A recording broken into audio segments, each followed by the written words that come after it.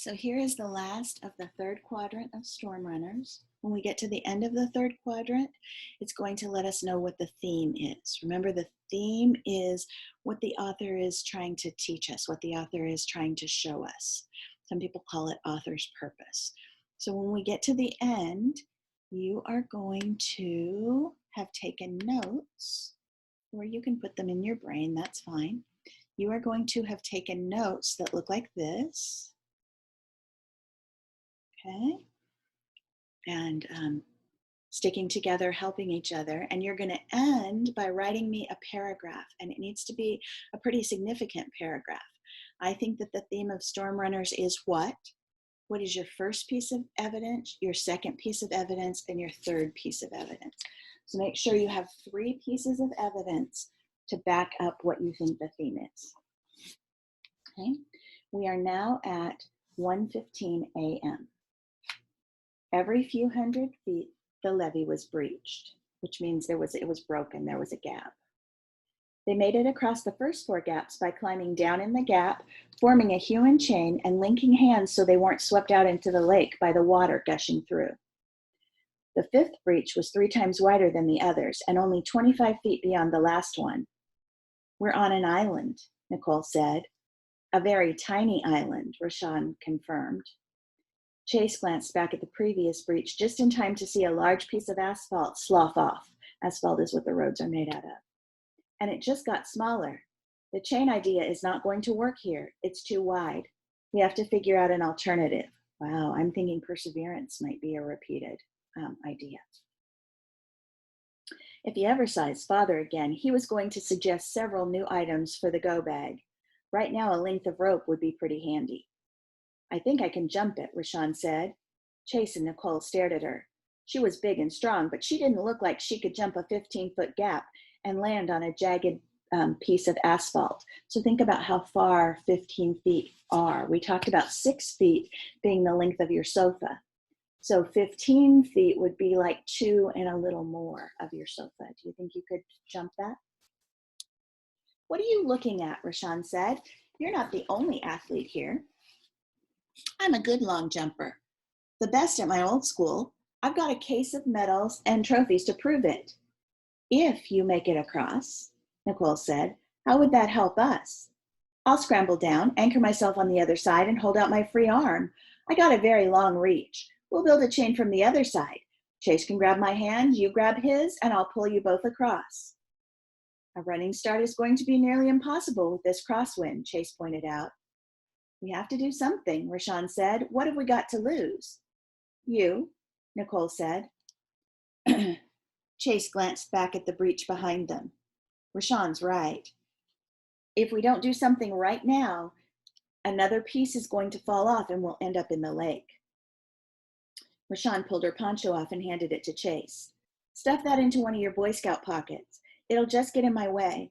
I'll need to have you stand on both sides of the road, shining both headlamps on my landing spot on the other side. I'll jump right between you. Chase switched his headlamp on and took the right side. Nicole took the left, about 15 feet away. Rashawn walked back to the previous breach, checking for anything on the road that might trip her. She took a couple of deep breaths, stared at her landing spot on the other side, and then took off. I would like to go on record as saying this is a very bad idea. Chase was right about the crosswind. He noticed Rashawn angling to his side, and he hoped it would be enough to compensate for the drift when she was in the air. He and Nicole stared in horror as Rashawn sailed off the edge, then stalled midway across as if she'd smashed into an invisible wall. She seemed to hover for a moment, her arms and legs flailing away as if she was trying to fly. Then she dropped, like a stone, into the black, rushing water. 1:19 a.m. So, John Masters, Cindy said, what do you really do for a living? I'm just a working guy traveling around helping people. I didn't ask what you did. I asked how you make a living. What's the difference? Money, for one thing. It must cost a lot to travel around helping people. How do you pay for it? Are you a meteorologist or a reporter? Right now, I'm a weather woman. In my previous life, which was about a year ago, I was an investigative journalist. A good one, too. Too good, as it turns out. I was investigating a case of political corruption in San Francisco. Turns out that the man who owned the television station I worked for was up to his eyeballs in the scandal, and so was our lead news anchor, who also happened to be my now ex-husband, who happened to know a lot more about me than I wanted the public to know. Long story short, they won, I lost. I got a job as far away as I could, hoping to get promoted to investigative journalist again. Is that why you don't like news anchors? You mean Richard Krupp? I don't like Richard because he's an arrogant jerk, but he's the top-rated anchor in St. Pete. The viewers adore him, and he hates me. John laughed. I can see why. I saw you throw him under the bus several times, and that's just while I was watching. Bad move on my part. By contract, Richard has final say on all on-camera promotions. I'm pretty certain I'll be looking for another job as soon as Emily blows herself out. Even though you were right about where Emily would make landfall, John said. I didn't know where she would land. I just reported that we didn't know. I'm kind of old-fashioned in that regard. Reporters should report what they know, not what they think or what they want to have happen. Just once in my life, I'd like to see a reporter with a half-hour time slot to fill say, sorry, folks, we don't have any news worth reporting tonight. Instead, we're going to run an episode of SpongeBob SquarePants. Check back with us tomorrow and we'll let you know if anything has changed. John laughed. That is never going to happen. You're right, and it's a shame. Why'd you hitch a ride with me?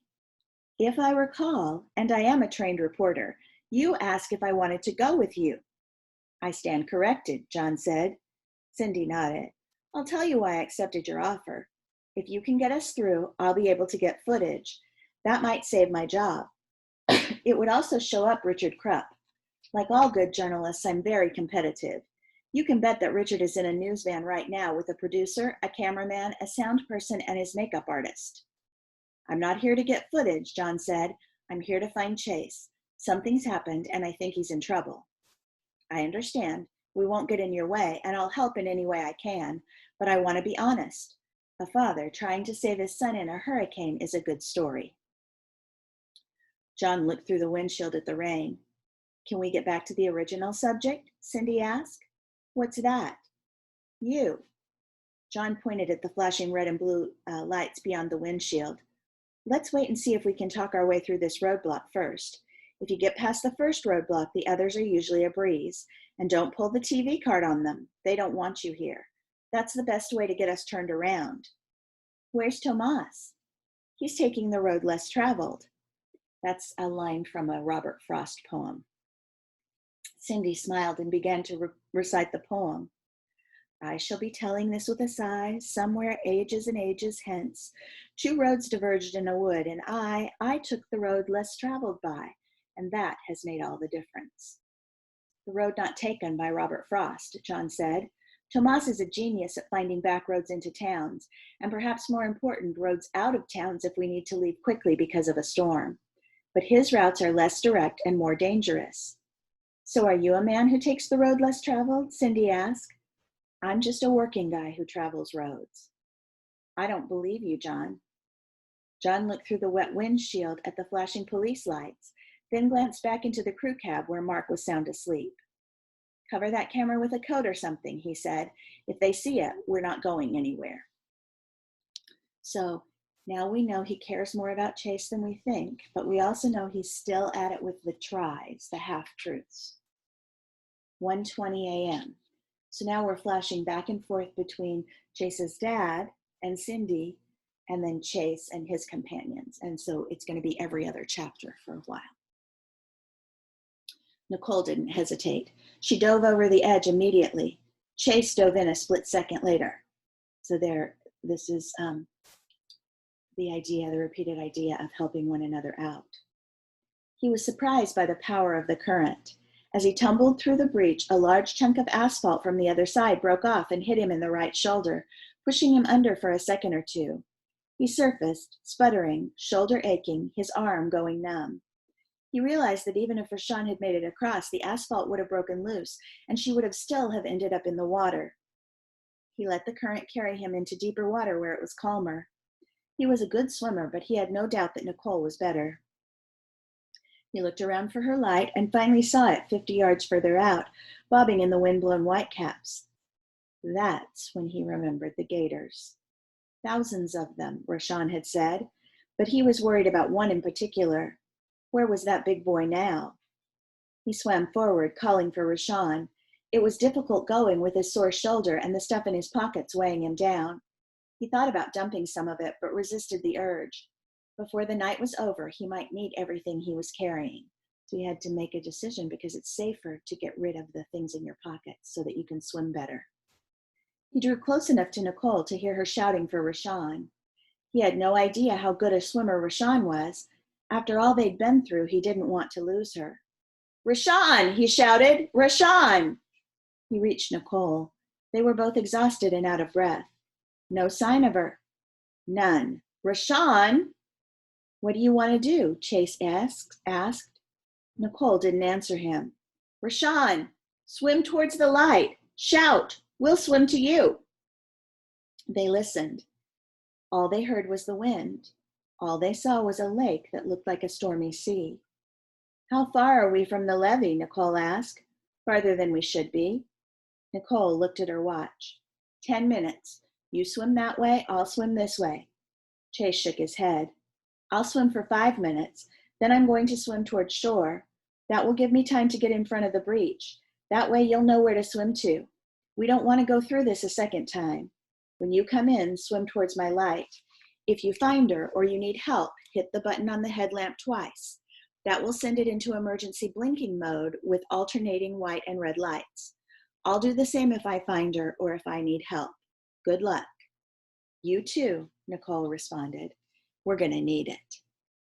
So what do you think the author's main idea, the author's theme is?